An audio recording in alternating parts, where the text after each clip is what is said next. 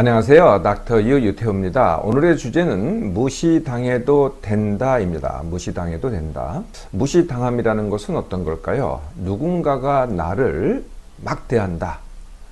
깔보거나 업신여긴다. 또는 투명인간 취급한다. 말을 해도 못 들은 척한다. 네, 이런 게 이제 무시함이겠죠. 그래서 내가 이제 느낍니다. 어떻게 느끼냐면은 기분이 나쁘다. 짜증이 난다. 어쩔 줄 모르겠다. 화가 난다. 또 그럴까봐 불안하다. 그래서 사람을 피하게 된다. 네, 이런 게 이제 내가 느끼는 감정이겠죠. 무시당함의 감정. 닥터유가 최근에 일종의 무시당함 이런 경험을 한 적이 있습니다. 얼마 안 된 얘기인데요. 제가 이전에 알고 지냈던 선배 교수의 자녀 따님이 결혼을 하셨거든요. 네, 그래서 이제 제가 축하를 드리러 갔었죠. 그래서 이제 처음에 만나서 이렇게 이제 이 선배 교수 부부 또 거기 자녀들과 저희 부부 가서 이제 인사를 했습니다. 반가이 맞아 주시더라고요. 그래서 이제 아주 멋진 잘생긴 신랑과 아름다운 신부가 결혼식을 했습니다.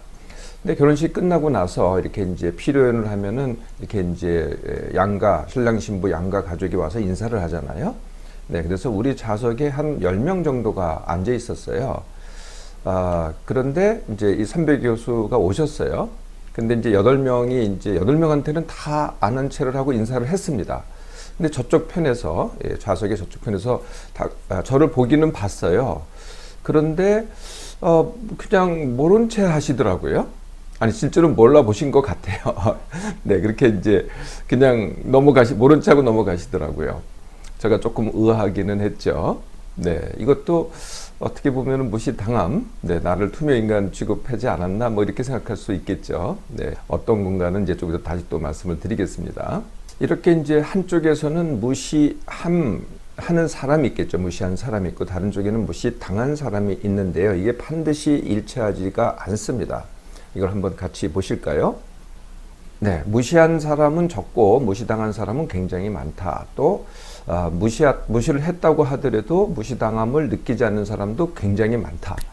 자, 그러면은 무시한 사람은 어떤 사람일까요? 무시한 사람은 크게 두 가지로 나눌 수 있을 것 같아요. 첫 번째가 일부러 의도적으로 어떤 사람을 무시한 사람, 그런 사람이 있습니다.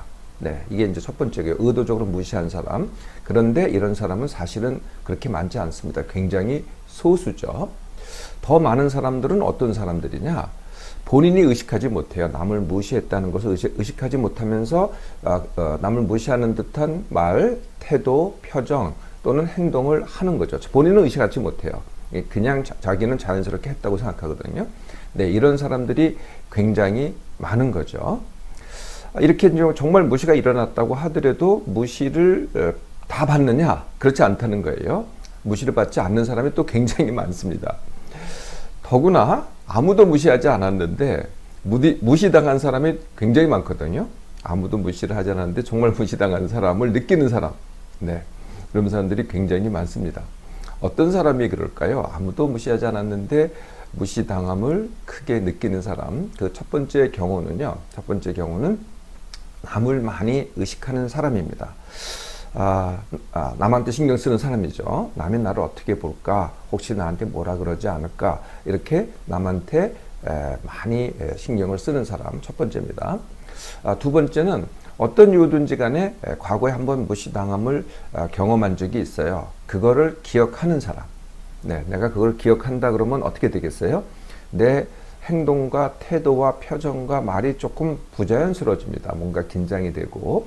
그러면은 주위에 있는 사람들이 그런 나를 보고 또 부자연스럽고, 좀 이상하다. 뭔가가 이렇게 느껴지잖아요. 부자연스럽고, 또 그 사람도 또 긴장이 되고. 그러면 거꾸로, 네, 내가 보기에는 내가 부자연스럽고 내가 긴장을 했는데 저 사람이 좀 이상한, 표정과 태도와 행동이 있는 거예요. 그러면 또 이 사람은 어떻게 느껴요? 네, 자신이 또 무시당했다고, 이렇게 느끼죠. 네, 세 번째 경우는요. 아까 무시함의 그런 환경에서 뭐 화가 난다든지 어쩔 줄 모른다든지 기분 나빠한다든지 이런 것 갖다가 무시당함 반응이라고 합니다.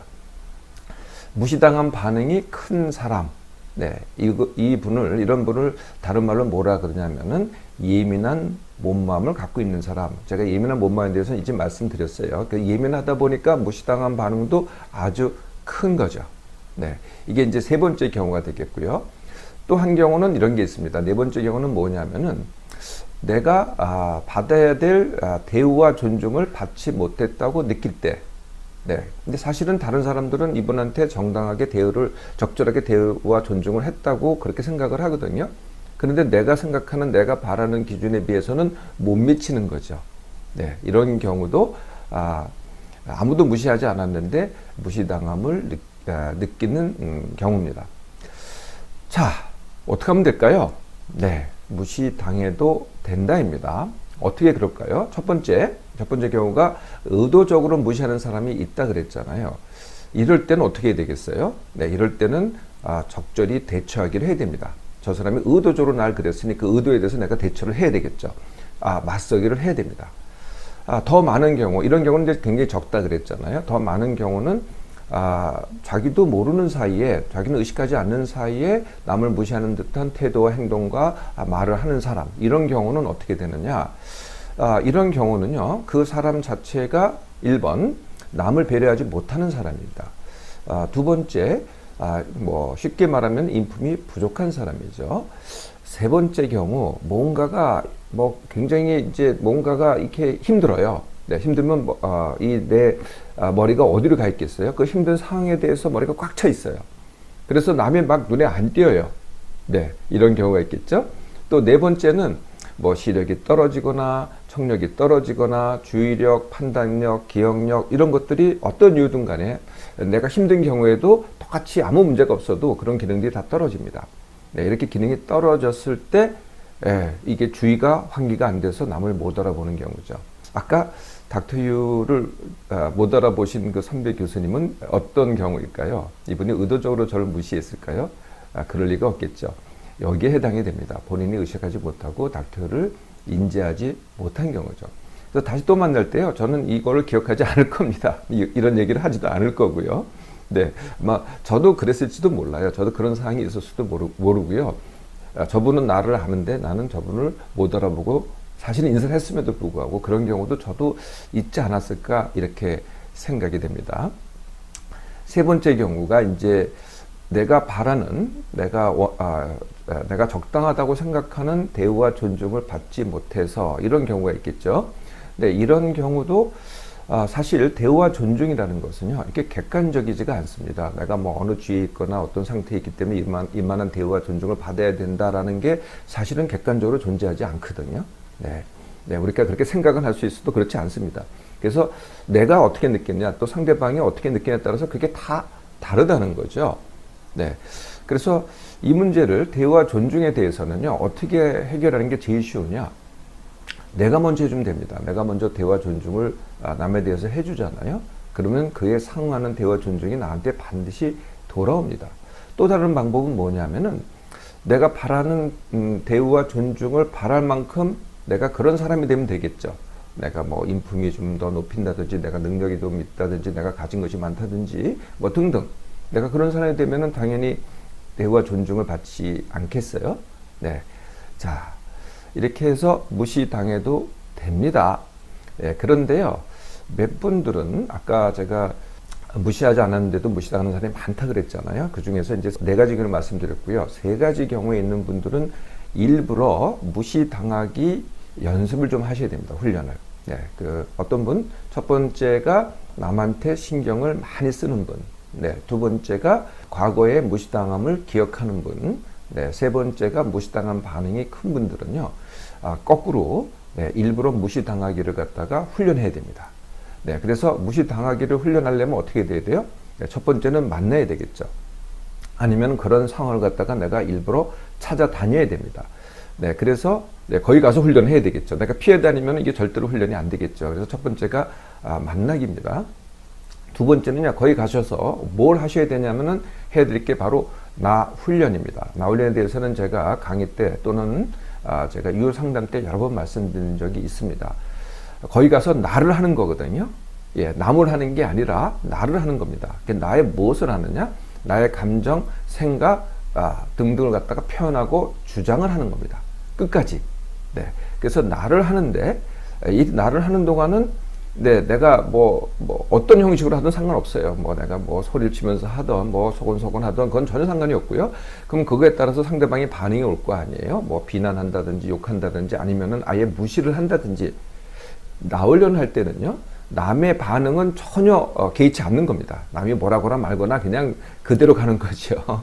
네. 언제까지 이렇게 나 훈련을 하느냐? 남이 의식되지 않을 때까지. 두 번째는 나를 무시하는 걸, 내가 무시당한다는 게 그냥 한 번 있는 일이 아니라 일상화 될 때까지 자주 나한테 벌어지는 겁니다. 그리고 나의 무시당한 반응이 적어질 때까지. 처음에는 이게 큰 것 같죠. 하면 할수록 사실은 적어집니다. 내가 의도적으로 하면은요, 내가 피하려고 하면은 무시당한 반응이 자꾸 커지고요. 내가 의도적으로 훈련하잖아요. 그럼 무시당한 반응이 점점 줄어듭니다. 그러니까 줄어들 때까지 이렇게 훈련을 하셔야 되겠죠.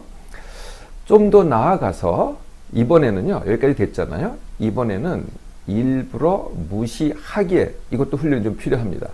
내가 한번 남을 무시를 해보세요. 그동안 내가 무시당한 거 가지고 이렇게 전전긍긍 하셨잖아요. 근데 지금부터는 남을 무시하기를 한번 연습을 해보시라는 거예요.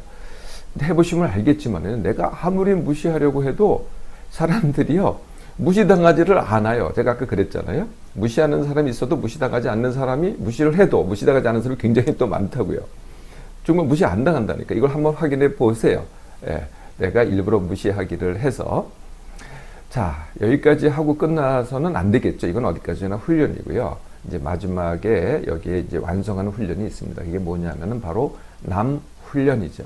네. 이번에는 그동안은 내가 내 맘대로 했잖아요. 내가 하고 싶은 얘기 다 하고 내가 편을 다 했잖아요.